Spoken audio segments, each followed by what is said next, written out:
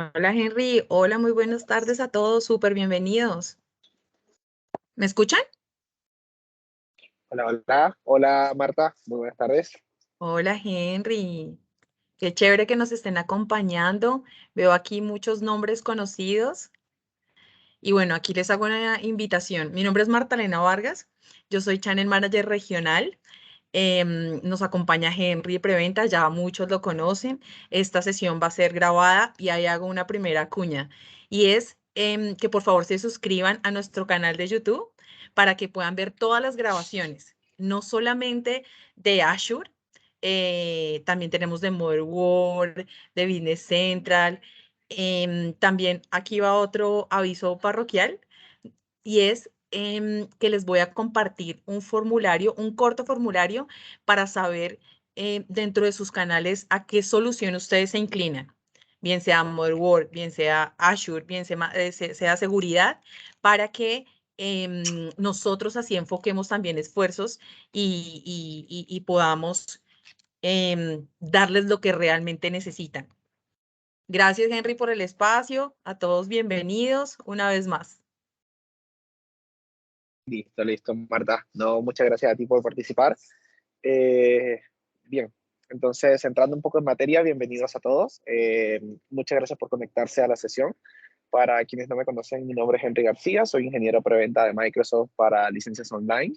También tengo el rol de Azure Sales Ambassador a nivel regional para licencias online también, por lo que quizás muchos me conocen ya por alguna charla o por alguna participación en alguna reunión, en algún diseño de arquitectura, etcétera.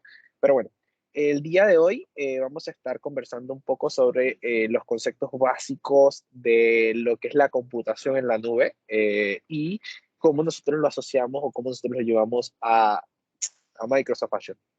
¿Ok? La intención de esta sesión es que ustedes puedan tener una primera llegada, puedan entender un poco cuál es el modelo de negocio, el modelo de trabajo sobre estas sesiones o sobre este tipo de servicios, ¿ok? Y cómo nosotros podemos diferenciar o cómo nosotros podemos de repente llevar las conversaciones con un cliente teniendo en cuenta los conceptos, teniendo en cuenta los fundamentos de lo que se basa las tecnologías nubes, ¿ok? Básicamente todo lo que tiene que ver con cloud computing son conceptos o son términos bastante estandarizados, ¿ok? Son básicamente transversales independientemente de la nube pública con la que ustedes trabajen. Y luego vamos a estar hablando un poco sobre Azure en particular, ¿ok? Cómo nosotros llevamos todo esto a la práctica con Microsoft Azure. Entonces, partiendo un poco con los conceptos o con la capa básica, vamos a vamos a partir sobre qué es la informática en la nube o qué es el cloud computing. ¿Ok? Básicamente la informática en la nube es la prestación de servicios informáticos a través de Internet. Esto es decir, es básicamente arrendar servicios que están en algún lado físicamente, ¿ok? En algún data center eh, que pertenece a algún proveedor de servicio, que en este caso es Microsoft, ¿ok? La nube se llama Azure. Y nosotros poder tomar toda esta infraestructura para nosotros poder brindar servicios, soluciones de distintos tipos o de distintas índoles, ¿ok? Fíjense que nosotros podemos tener desde soluciones o servicios de procesamiento, de redes, de almacenamiento y de análisis, ¿ok? Nosotros podemos utilizar cuando nosotros pensamos en la nube, cuando nosotros pensamos en Microsoft Azure, realmente tenemos que cambiar un poco el modelo en cómo nosotros pensamos al ofrecer un servicio. Ya nosotros no vendemos Azure o nosotros no llevamos una conversación con cliente preguntándole, oye, ¿quieres comprar la nube de Azure?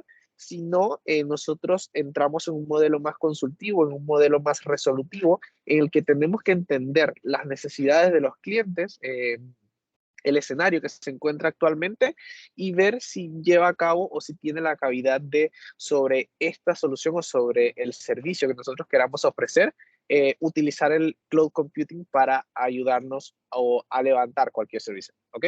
Fíjense que nosotros cuando entramos en temas de procesos, nosotros podemos utilizarlo con distintos servicios. Nosotros podemos utilizarlo para máquinas virtuales. Máquinas virtuales es básicamente la emulación de un servidor, es decir, nosotros levantamos un sistema operativo con un rendimiento o una capacidad de cómputo por detrás que nos permita a nosotros básicamente crear cualquier solución a nivel de sistema operativo, ¿ok? Llámese servicios web, llámese respaldo, seguridad, eh, incluso escritorios remotos, ¿ok? Nosotros tenemos incluso la capacidad de poder crear escritorios de Windows para de repente soluciones o para de repente poder levantar aplicaciones que requieren de un cómputo potente, llámese, no sé, para renderizados, para maquetado 3D, etcétera. O sea, hay un montón de soluciones que nosotros podemos ofrecer. En temas de redes, si nosotros queremos también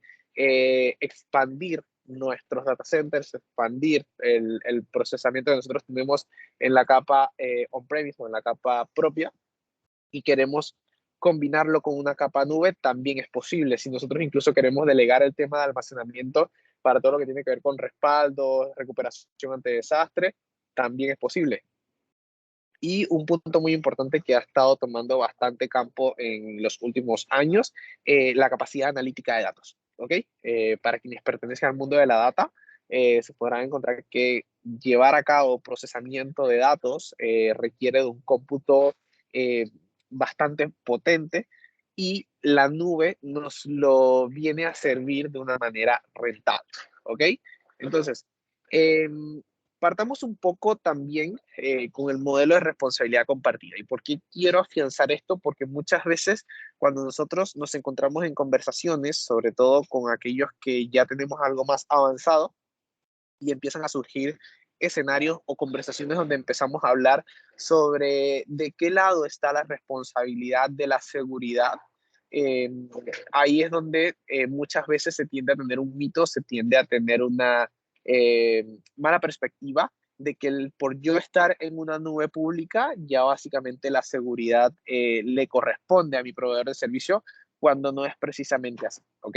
Nosotros tenemos un modelo de responsabilidad compartida en el que dependiendo del tipo de datos o del tipo de servicio que nosotros queramos implementar, vamos a tener ese modelo de responsabilidad. Vamos a tener o mayor o menor responsabilidad. Entonces, partamos desde lo más básico, desde lo más esencial, que es la nube local, o sea, la nube privada.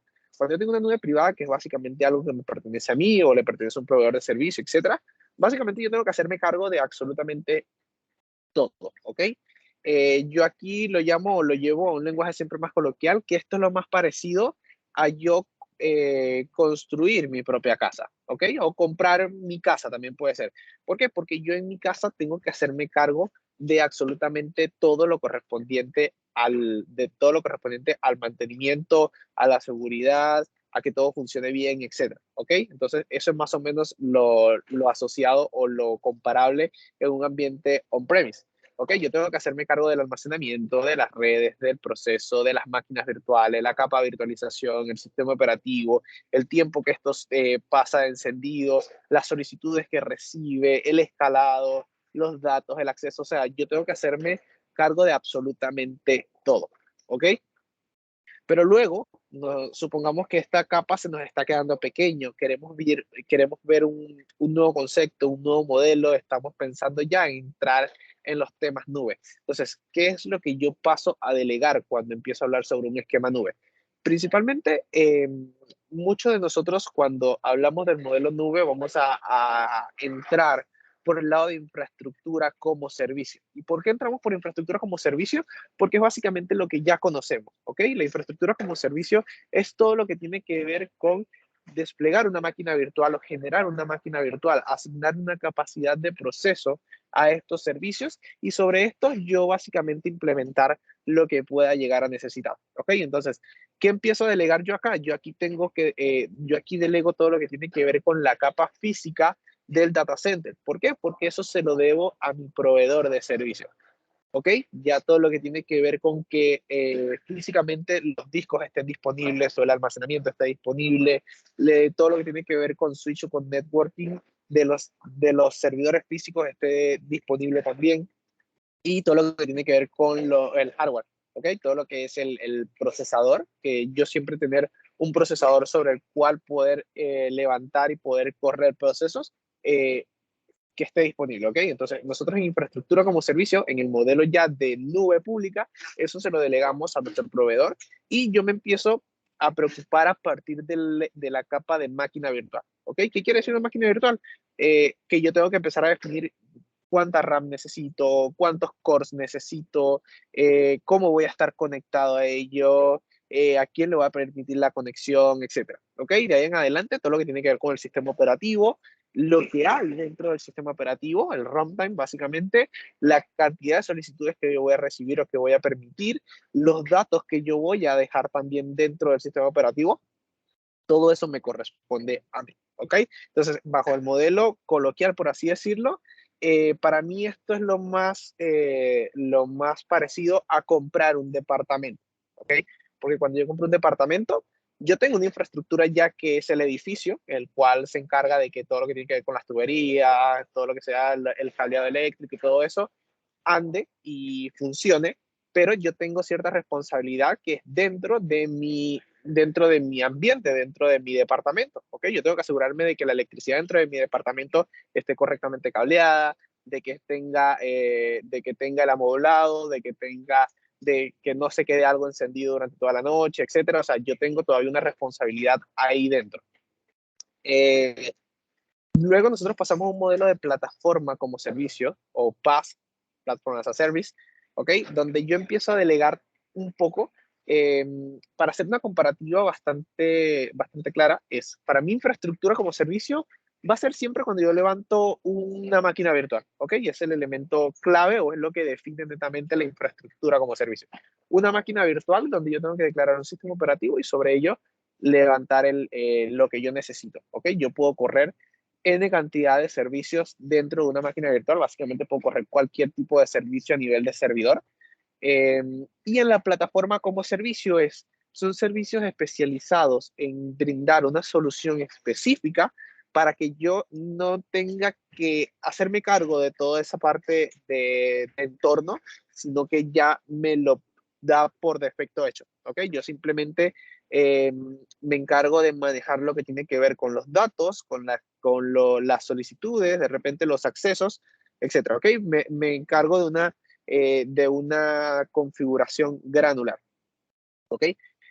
Cuando nosotros hablamos de plataforma como servicios, son servicios que están dedicados a hacer algo en particular. ¿Ok? Todos los servicios tienen su propio nombre, etcétera. Por ejemplo, cuando yo hablo de app services o de web applications, ¿ok? Es básicamente un servidor web el cual yo no lo trato como un servidor web. Yo no tengo que levantarlo desde cero. Cuando yo quiero levantar un servidor web en infraestructura como servicio, yo necesito levantar una máquina virtual, definirle el sistema operativo, si va a ser Windows, si va a ser Linux, etcétera. Y sobre ello, por ejemplo, si es un Windows, yo tengo que encargarme de instalarle el Internet Information Services. Si es un Linux, yo tengo que encargarme de desplegarle el servidor, ya sea un Apache, ya sea un Nginx, etcétera. ¿Ok? Cuando es plataforma como servicio, a mí simplemente me lo pide declarar en temas de configuración.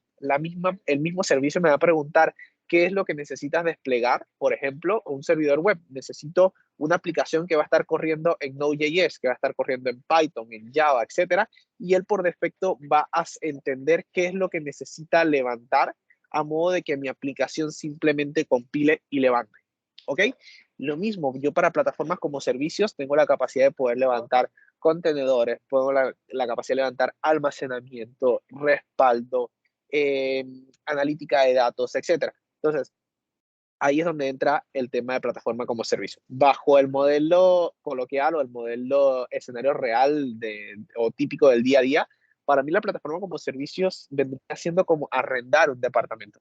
¿Ok? Porque cuando yo arrendo un departamento, si bien tengo cierta responsabilidad, que de repente el amoblado, hay muchos que vienen incluso amoblados, y yo solo me encargo nada más de que, por ejemplo, el consumo de la electricidad sea el óptimo, de que no se nos sobrepase, de tener todo en buen estado, de los electrodomésticos que va a necesitar para consumir ciertas cosas, etcétera.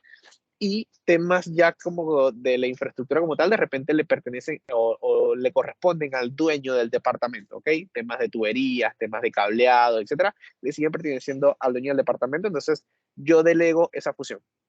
Y luego tengo el software como servicio o el software as a service, que es básicamente cuando yo llego y consumo un servicio como tal y yo lo pago por una mensualidad. El caso del software as a service como del lado de Microsoft viene siendo precisamente Microsoft Teams, la herramienta por la cual estamos conectados ahora, un Office 365. De hecho, me atrevería a decir que el mundo del software as a service nació de los modelos nube, por ahí el OneDrive, el Dropbox, el Google Drive, etcétera, y después fue surgiendo a un montón de servicios más que nosotros solemos utilizar en el día a día. Llámese, no sé, quizás un Rappi, un Netflix, un Amazon Prime, eh, N cantidad de servicios, los cuales nosotros simplemente consumimos, ¿ok? Nosotros no nos encargamos de configurar, no nos encargamos de recrear o de indicar qué es el runtime o lo que hay por detrás. Nosotros simplemente llegamos, adquirimos, iniciamos sesión, consumimos, ¿ok? Entonces, eso apunta al software como servicio bajo el modelo o el esquema que les venía mencionando anteriormente. Sería lo más similar a yo hospedarme en un hotel, quizás.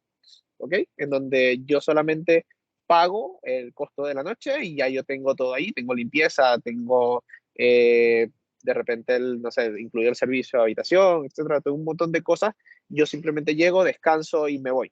¿Ok? Ahora, nosotros cuando entramos también en los temas de nube, nosotros nos vamos a encontrar muchas veces con los modelos de nube, ¿ok? Tenemos que aprender a diferenciar cuando nosotros hablamos sobre uno de cada uno de estos modelos.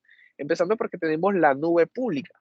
La nube pública, lo que lo define como pública, básicamente viene siendo que es infraestructura que tiene un proveedor de servicio y publica para ser consumido a través de Internet. ¿Ok? Es lo que lo hace público, que cualquier persona con una tarjeta de crédito pueda llegar y consumir servicios por este medio. ¿Ok? Entonces, el beneficio o lo que conviene de este tipo de nube o de este modelo es que principalmente es flexible. ¿Ok? Cuando yo necesito levantar o cuando necesito cualquier tipo de servicio y me voy a los temas de nube pública, yo en cuestión de minutos puedo tener algo creado, puedo tener algo montado, puedo tener algo corriendo. No necesito de tanta burocracia, no necesito de tanto papeleo o contrato, etcétera, para yo poder generar algo, ¿ok? Entonces, básicamente la nube pública nos ofrece flexibilidad, nos ofrece agilidad, nos ofrece escalamiento, eh, pero sigue teniendo algunos elementos en contra. Por ejemplo, cuando hablamos sobre todo con empresas que tienen de repente políticas de cumplimiento, de gobernancia de datos, de que los datos tienen que residir en el mismo país, etcétera. Entonces, muchas veces en muchos países de Latinoamérica nos vamos a encontrar muchos escenarios de esto y ahí es donde también vamos a encontrarnos con la nube privada. ¿Ok? La nube privada es básicamente un entorno donde el centro de datos puede ser propio, puede ser arrendado igual, ¿ok? Pero este no está disponible para ser accedido a modo público. No podemos llevarnos, no podemos simplemente llegar, registrarnos y levantar servicios desde el inicio, sino que conlleva una burocracia, conlleva un contrato, conlleva tiempo de disponibilidad, etcétera. Entonces, no, es más complejo de implementar o de llevar a cabo, pero va a existir muchas veces o existe en gran mayoría de veces, dado que principalmente es como el esquema o el estándar de lo que venimos acostumbrados durante los últimos 20 años, ¿ok? Antes de que existieran las nubes públicas, realmente las nubes públicas tienen alrededor de 5 o 10 años en los que han ido evolucionando, han ido repotenciándose, pero si bien en los últimos 3 años fue que han venido acentuándose o han venido demostrando el valor que tienen.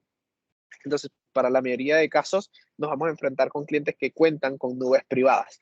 La nube privada tiene la capacidad de mezclarse incluso con la nube pública y tenemos el modelo nube que apunta a la nube híbrida, ¿ok? Es donde nosotros podemos correr aplicaciones que se ejecuten en cualquiera de los dos ambientes que nosotros necesitemos. Incluso podemos utilizar el complemento de uno u otro.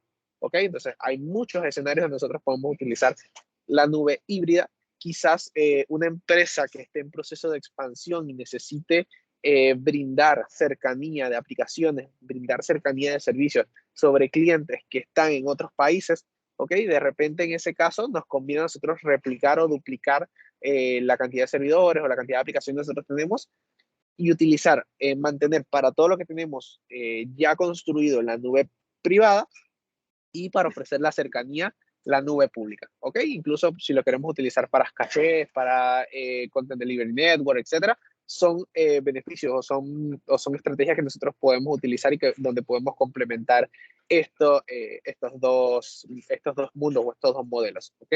Un caso de uso también bastante recurrente es para temas de respaldo. Muchas veces cuando tengo respaldos en físico, ¿ok? Yo necesito respaldar mi infraestructura. No es muy conveniente yo tener mis respaldos en la misma infraestructura que puede llegar a sufrir un ataque. ¿Ok? Entonces, muchas veces se busca sacar esos respaldos hacia un lugar externo y ese lugar puede precisamente ser una nube pública. ¿Ok? Eh, entonces, algo interesante o cuando nosotros empezamos a comparar los modelos de nubes, podemos decir que la nube pública, como les comenté, apunta a que es algo que yo cuando necesito la agilidad de poder implementar algo en cuestión de poco tiempo, yo tengo la capacidad de poder registrarme, ya sea con una tarjeta de crédito o en este caso en el que nosotros potenciamos, que es el modelo o el esquema de resellers, a través de ustedes podemos aprovisionar esas suscripciones de Azure, que es una suscripción que comienza en costo cero, y en la medida que se levanten recursos, es que se empieza a correr o se empieza a consumir. Se empieza a consumir y en base a eso es que se factura. ¿Ok? Entonces, la nube pública tiene un beneficio muy importante y es que yo no necesito un gasto capital para poder implementar o para poder comenzar, para poder partir. ¿Ok? Que es básicamente una desventaja de la nube privada o de la nube propia, que si yo necesito crear algo y quiero tenerlo yo en mi propio data center, yo tengo que ir a buscar el hardware, tengo que buscar quién lo instale, tengo que echarlo a andar, a correr, etcétera. Entonces, la cantidad de tiempo, principalmente ahora que estamos incluso con escasez de microchips y de procesadores. Entonces, el tiempo que nos puede demorar escalar o levantar un, un servicio on-premise en comparación a lo que es con la nube pública, que es básicamente utilizar infraestructura que ya pertenece a otro y en cuestión de minutos poder levantar algo. Ahí es donde están las comparativas, las contras, los pros, etcétera. ¿Ok? Eh, ¿Qué es lo único, lo que podría ser, no sé si ventaja, dependiendo del punto de vista donde lo vea cada quien? Nosotros en la nube privada sabemos cuánto vamos a gastar y sabemos cuánto vamos es básicamente, podemos decir que es más predecible el gasto, pero igual esto viene siendo teórico porque nosotros, cuando hablamos de nube privada, nosotros pensamos o eh, adquirimos hardware en un tiempo estimado del que nosotros podamos llegar a escalar. Entonces nosotros siempre vamos a buscar crear o levantar o comprar un hardware sobredimensionado de modo de que se mantenga en el tiempo y nos permita a nosotros ir creciendo en la medida que nuestro negocio lo vaya haciendo. En cambio, la nube pública, si bien de repente es un poco más difícil estimar costos para ciertos servicios, ¿ok? Realmente la infraestructura como servicio es bastante predecible, nos permite a nosotros poder adaptarnos a la situación del negocio que nosotros tengamos en el momento. Nosotros tenemos la capacidad de poder comenzar muy pequeño. Nosotros podemos levantar o podemos partir desde escenarios muy pequeños y en la medida que nuestra aplicación lo necesite o que en la medida que se nos vaya generando la necesidad, ir escalándolo gradualmente. ¿Ok? Incluso cuando nosotros queremos ir más allá y nosotros vamos a aplicaciones nativas de nube o a desarrollos en plataformas como servicio, nosotros incluso podemos amoldarnos a una elasticidad en los que podemos definir patrones de crecimiento y decrecimiento. Por dar un ejemplo, si nosotros tenemos momentos en el mes en que en cuanto a a consumo, a solicitudes, a requerimientos en el que necesitamos crecer por un par de horas, por un par de días, etcétera, lo podemos hacer o lo podemos programar para que esto sea automático. ¿Ok? Y bueno, la nube híbrida básicamente brinda la mayor flexibilidad, básicamente nos da lo mejor de los dos mundos. Nosotros tenemos la capacidad de poder decidir dónde vamos a ejecutar qué aplicación, etcétera.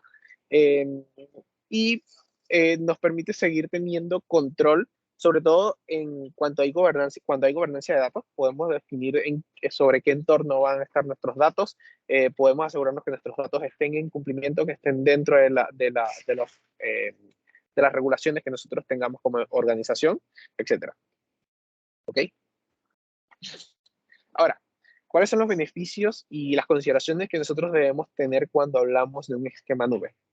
Principalmente, siempre tenemos que hablar o siempre tenemos que cambiar el paradigma del modelo basado en consumo. ¿Ok?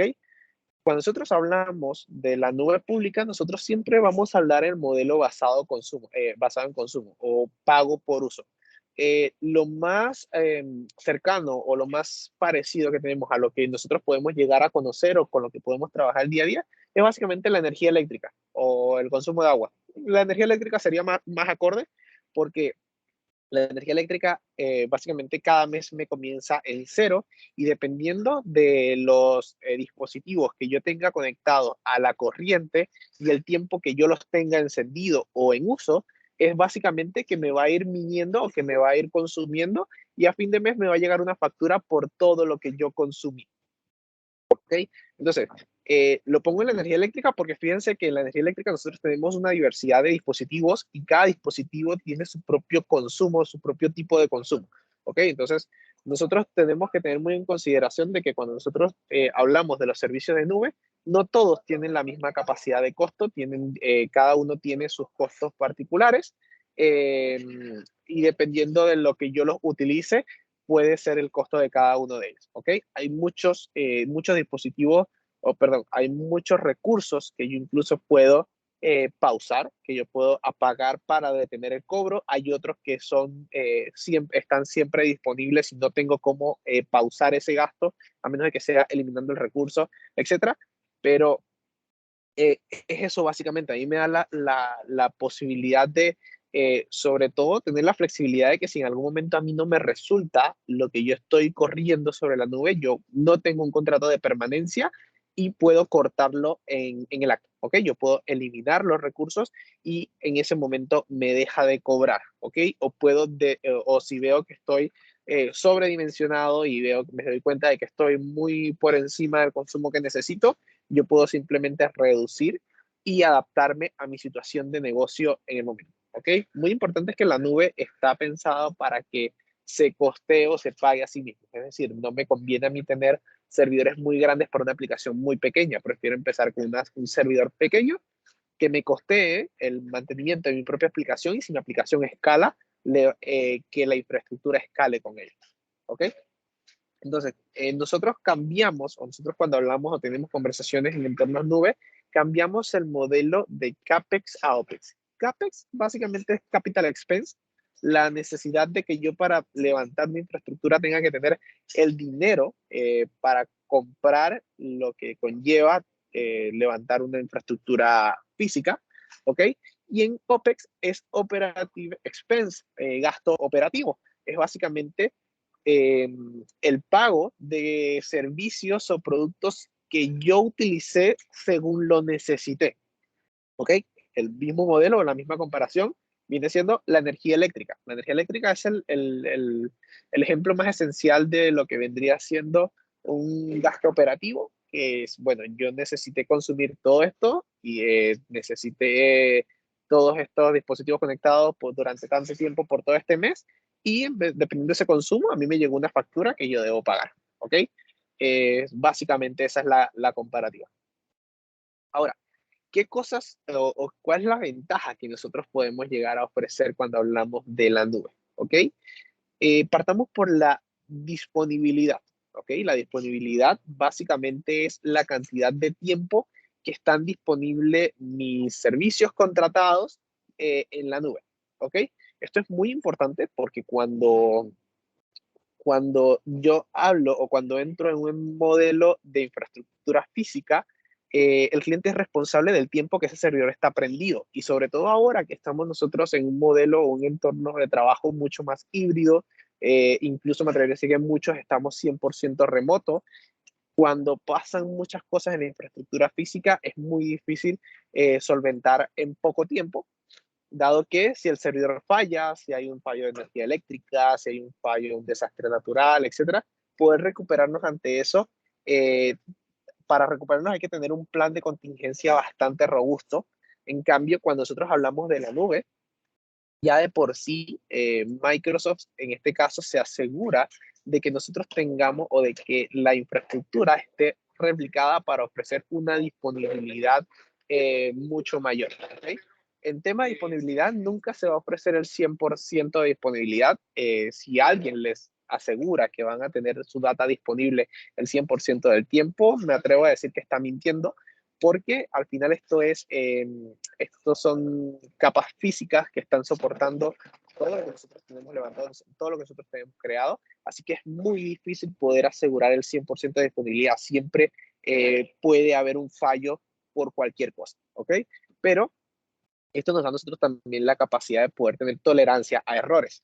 Nosotros en Microsoft tiene ya una capa embebida de alta disponibilidad, de tolerancia a errores, de que si algo físico falla, eh, siempre puede haber una copia tomando el lugar del anterior para tomar su lugar, ¿ok? Para mantener nuestros recursos disponibles. Ahora, sin embargo, muchas veces van a existir errores a nivel de sistema operativo, por ejemplo, que ya en esos casos para Microsoft es imposible detectar. Eh, de que nuestro servidor se sature, de que nuestro servidor entre con un malware, de que nuestros servidores o nuestros servicios tengan algún error de runtime, etcétera, se queden colgados en un loop infinito. Son cosas que pueden pasar y esas ya no entran en el modelo de responsabilidad de Microsoft. Nosotros tenemos la capacidad y Microsoft nos provee herramientas y servicios que nosotros podemos utilizar para armar estrategias de alta disponibilidad propias nuestras, de tolerancia a errores, de recuperación ante desastre, etcétera. ¿Ok? Entonces, nosotros tenemos servicios nativos e integrados para que nosotros podamos levantar o podamos levantarnos ante cualquiera de estas situaciones ya embebidos dentro de la plataforma. ¿Ok? Las dos elementos también que me permiten a mí también dar como beneficio de la nube en particular tiene que ver con la escalabilidad y la elasticidad. ¿Ok? La diferencia entre estos dos es que la escalabilidad es que a mí me va a permitir crecer siempre, crecer o decrecer, dependiendo de la demanda que yo tenga en mi servicio. ¿Ok? Si yo en un momento estoy muy bien en mi negocio y necesito poder subir la cantidad de procesos que yo tengo en mis servicios, lo voy a poder escalar. Y si luego esas peticiones o esa popularidad disminuye, necesito bajar, yo lo puedo hacer también. Entonces, Microsoft me va a cobrar únicamente la diferencia por el tiempo que yo escalé y cuando vuelva cuando desescale a mi consumo habitual, me va a seguir cobrando lo que venía pagando. Y la electricidad tiene que ver básicamente con la agilidad o con la rapidez que yo tengo para escalar. De hecho, la electricidad tiene un switch o un elemento muy importante que es la automatización. ¿Ok? Con elasticidad yo me refiero a que yo puedo definir o programar el escalamiento en base a métricas que yo proporciono. Por ejemplo, si tengo servidores, si tengo aplicaciones que reciben solicitudes, yo puedo definir reglas en el que yo diga, si mi aplicación alcanza el 70% de cómputo durante 3 minutos, duplica la instancia y distribuye el tráfico entre ambas para disminuir esa capacidad o ese tráfico. ¿Ok? Y una vez, de repente puedo poner políticas de enfriamiento en el que, bueno, si entre esas dos instancias no llego al 50% del cómputo, por 5 minutos o por 10 minutos, apaga una y vuelve a distribuir el tráfico a una sola instancia. Entonces, todos esos elementos o todas esas variaciones yo las tengo ya nativamente dentro de la nube, de la plataforma. Simplemente necesito entender cómo funciona, cómo trabaja y yo poder armar estrategias y soluciones en base a ello. ¿Ok? El alcance global, básicamente la capacidad, Microsoft tiene data centers distribuidos a nivel mundial. Entonces, cuando nosotros hablamos de expansión, cuando nosotros hablamos de un mercado global, de la globalización de la economía, básicamente, nosotros podemos de repente estar en Latinoamérica y querer expandirnos a Europa eh, e implementar soluciones allá o encontrar todo desde acá, pero queremos ofrecer un buen performance para clientes que están en Europa quizás. Entonces, a mí la nube me permite poder crear recursos que estén cercanos a nuestros clientes en el lado de Europa, etcétera, y poder hacerlos a nosotros sin problema, ¿ok? Eh, ya eso nos ayuda a nosotros en lo que tiene que ver con la capacidad de latencia. Obviamente, ofrecerles servicios más cercanos a nuestros clientes va a permitir que los tiempos de respuesta sean menores, ¿ok? Y todo esto nosotros podemos llegar a predecir cuánto va a ser nuestro costo, porque Microsoft igual ofrece herramientas para ello, ¿ok? Está la calculadora de Azure, que nos permite a nosotros entender la métrica de consumo de cada uno de nuestros recursos, poder definir cuánto quiero yo consumir en cada uno de ellos y poder predecir cuánto me va a costar en el mes, incluso en el año. Ahora, cuando nosotros hablamos de los servicios nube, este es un poco el esquema de lo que Microsoft nos lleva, ¿ok? O cómo Microsoft lo divide. Todo lo que tiene que ver con la nube de Azure lo vamos a dividir netamente en dos segmentos. Uno es la infraestructura como servicio, y si bien la infraestructura como servicio apunta a lo que nosotros conocemos de infraestructura habitual, máquinas virtuales y contenedores quizás, ¿ok? Servicio de contenedores. Sin embargo, yo sigo clasificando los contenedores como un platform as a service eh, por razones de que cuando yo trabajo con servicios de contenedores, yo no me preocupo por la infraestructura en particular. Yo levanto, en cambio en máquina virtual sí necesito interactuar con el sistema operativo y generar todo desde cero, desde el principio, ¿ok? Todo lo que tiene que ver con networking, los servicios de networking también entran de la capa de infraestructura como servicio. Yo tengo muchos servicios de networking que son de uso cotidiano, de uso del día a día. Por ejemplo, las redes virtuales es básicamente es como una especie de switch que yo puedo levantar en la nube para poder definir y para poder permitir el tráfico entre mis servicios, incluso para crear una red privada en el entorno nube. Ahora, si esto es una red privada, de repente podemos pensar cómo nosotros nos podemos llegar a conectar a esa red o cómo podemos utilizarlo para nuestro beneficio si está físicamente en un lugar al que yo no tengo acceso. ¿Ok? Básicamente como nos conectamos a cualquier otro data center. Nosotros tenemos servicio de VPN, ¿ok? En el cual nosotros podemos conectarnos desde un sitio a sitio o desde un punto a sitio a cualquier servicio que nosotros tengamos o a cualquier red que nosotros tengamos creada en Azure, ¿ok? Entonces, esto es básicamente también lo que nos hace posible hacer un entorno o una implementación híbrida, poder conectar a través de un sitio a sitio nuestro data center local con el data center en la nube. O si de repente yo tengo máquinas virtuales y quiero interactuar con ellas a nivel privado, yo puedo desplegar una VPN directo desde mi computador hacia mi red virtual y hacer un tráfico directo. Tengo capacidad de poder hacer un traffic manager.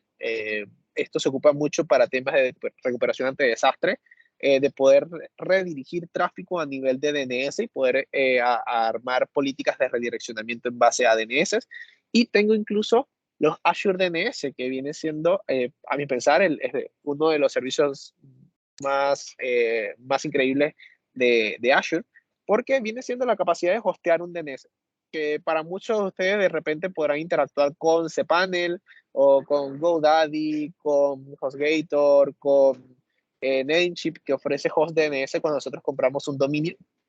Entonces, de repente, el tenerlo hosteado en Azure nos permite, si nosotros tenemos aplicaciones corriendo sobre esta misma infraestructura, sobre esta misma nube, nos da lo que es la cercanía, ¿ok? Al tener el DNS y las aplicaciones corriendo en data centers cercanos, nos permite a nosotros poder mejorar el performance. Igual si nosotros tenemos clientes que utilizan Microsoft 365, eso nos ayuda bastante en los tiempos de respuesta y que es un servicio para nada costoso. ¿Okay? Estamos hablando de que un DNS te puede costar $0,5 por dominio, el hosteo, y $0,4 por cada millón de consultas que recibe al DNS. Entonces, nunca he visto un DNS que pase los $5. Entonces, son servicios muy interesantes, muy accesibles y que en particular recomiendo mucho que sea como la puerta de entrada con muchos clientes, porque es la forma de familiarizarse. Después, cuando entramos en el esquema de plataforma como servicio, ahí tenemos todo un mundo que nosotros podemos llegar a utilizar. Podemos utilizar plataformas como servicio para temas de compute services, como lo que decía, ahí tengo la capacidad de levantar un servicio de contenedores, servicios de clústeres de Kubernetes, aplicaciones web, virtualización de escritorio como servicio.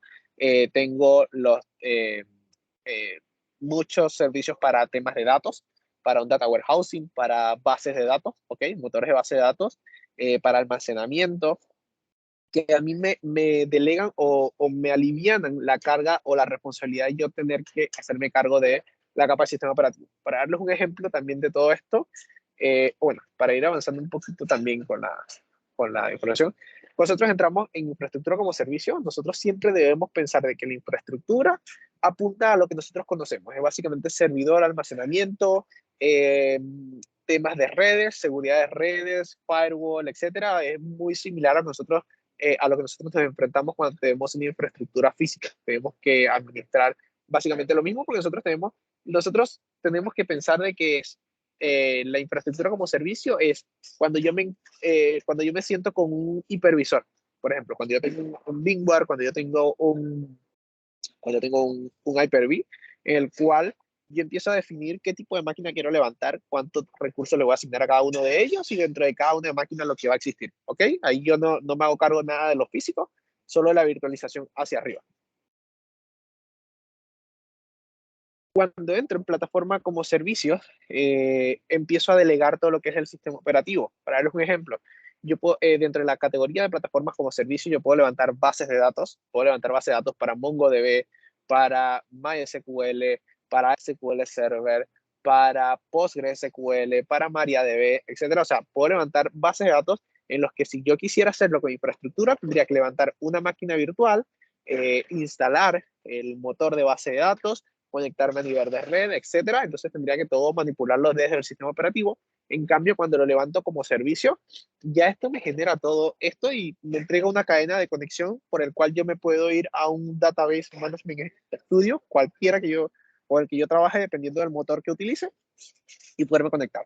¿Ok? Lo mismo a nivel de aplicación. Puedo descargarme la librería o el SDK, hacer la conexión con la base de datos y trabajar netamente con ello directo, sin asegurarme de si el servidor está prendido, de si el servidor tiene internet, etcétera. Yo sí tengo que controlar el tema de accesos, bloqueos de redes, qué redes están permitidas, quiénes se pueden conectar, desde dónde, etcétera.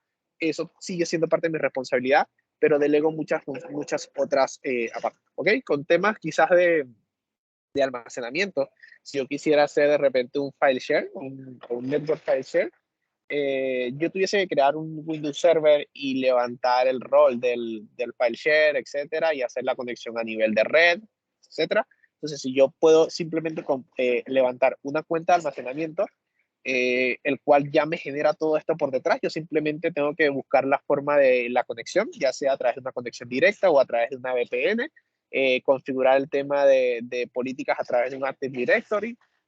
Y este servicio me va a cobrar netamente por la cantidad de gigas que yo almacene sobre este servicio. Entonces, fíjense que cambia el tema de yo tener que levantar un servidor, dedicar un cómputo, dedicar un disco, instalar todos estos roles o todos estos movimientos, y paso yo a simplemente crear una cuenta de almacenamiento, tener un sistema de conexión y pagar únicamente por la cantidad de gigas que yo almaceno en este servicio. ¿Ok? Y como les comentaba, netamente el software como servicio es cuando yo tengo un producto ya final, y lo quiero ya como trabajar. De hecho, uno de los software como servicio que podemos tener es SendGrid, quizás, que es un software como servicio consumido mucho por empresas que trabajan con aplicaciones que necesitan hacer envío de correos o envío de mensajes a través de la aplicación, a través de un servicio SMTP, etcétera. utilizan este software como servicio que simplemente está ya construido, lo integro y lo comienzo a utilizar y pago el costo mensual que me lleva la aplicación. ¿Ok? Igual, en escenarios de software como servicio apuntamos al mismo Microsoft 365, a un Dynamics 365, a un Power BI, etcétera, que son como soluciones ya construidas para algo muy específico en los que yo llego y consumo directamente. ¿Ok? No tengo que encargarme de desarrollar o no son como diamantes en bruto, como son de repente las plataformas como servicio, por ejemplo, un app service, que es un servidor web. Yo puedo levantar un servidor web, un app service, pero si no le despliego un código dentro, básicamente no me va a funcionar en absoluto. Entonces es ahí donde está la diferencia. ¿Ok? Bien, esto es básicamente como la comparativa entre los modelos de servicio, hacia dónde apuntan cada uno de ellos. Igual, bueno, lo he ido diciendo durante la presentación. Y con esto hemos llegado a la presentación, al final de la presentación del día de hoy. ¿Ok? Eh, Esta presentación va a ser grabada, como les comentó Marta al inicio de la sesión, se va a ir a nuestro canal YouTube. Les recomiendo que puedan suscribirse también. Eh, y la presentación o las diapositivas también van a ser enviadas en conjunto con el mensaje respectivo de agradecimiento. Para todos aquellos que me quieran contactar o que quieran revisar alguna oportunidad conmigo en particular, me pueden escribir en mi correo, pueden buscarme también en LinkedIn, sin ningún problema, estoy como Henry Leonardo García. Eh, y con gusto los podemos acompañar, los podemos ayudar a entender requerimientos de clientes, entender los escenarios para los cuales apunta cada uno de estos modelos de nube, hacia dónde podemos llevar el desarrollo de los clientes o la modernización de aplicaciones de sus clientes. Entonces, sepan que queremos ser esa mano amiga si está cercano a ustedes y que ante cualquier duda o consulta nos pueden contactar. ¿Ok? Muy buenas tardes a todos y que tengan excelente semana.